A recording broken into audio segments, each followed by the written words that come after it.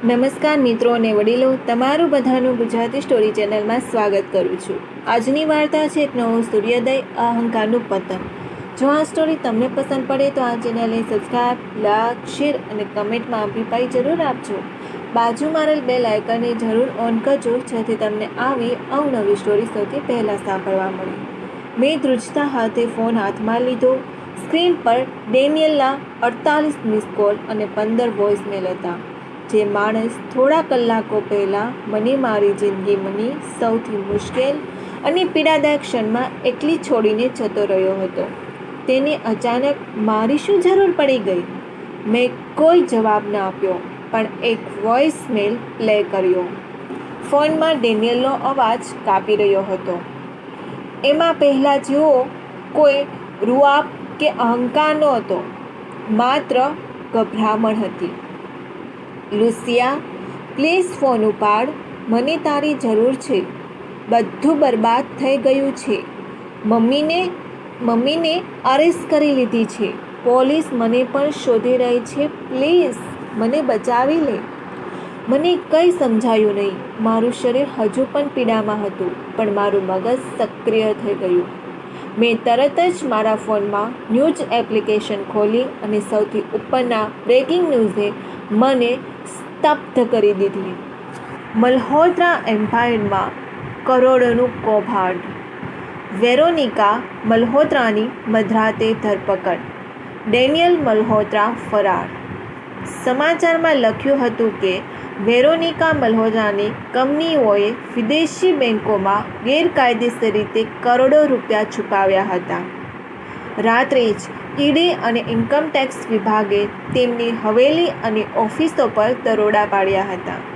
તેમની બધી જ મિલકતો અને બેંક એકાઉન્ટ સીઝ કરી દેવામાં આવ્યા હતા.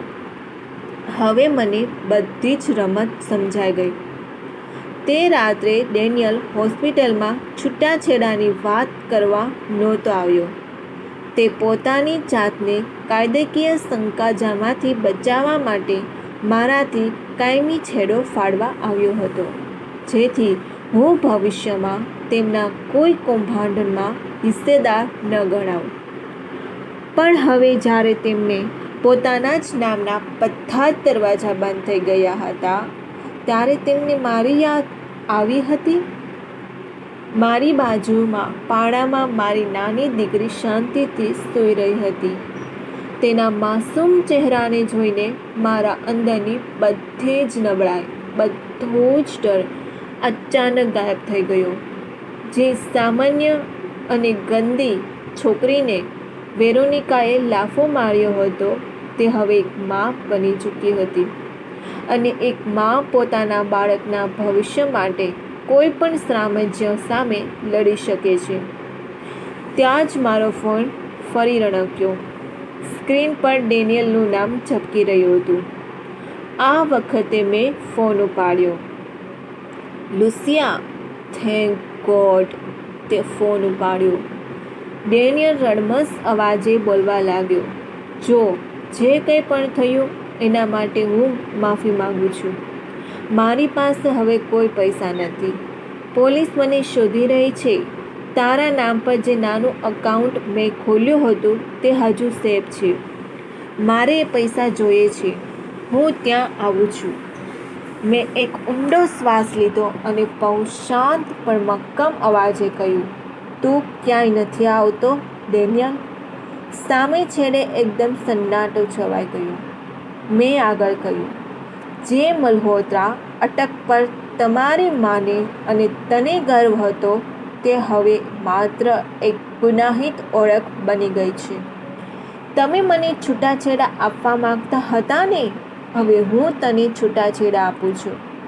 અને હા, એ બેંક એકાઉન્ટ હવે મારા અને મારી દીકરીના કાયદેસરના ભરણપોષણ માટે છે.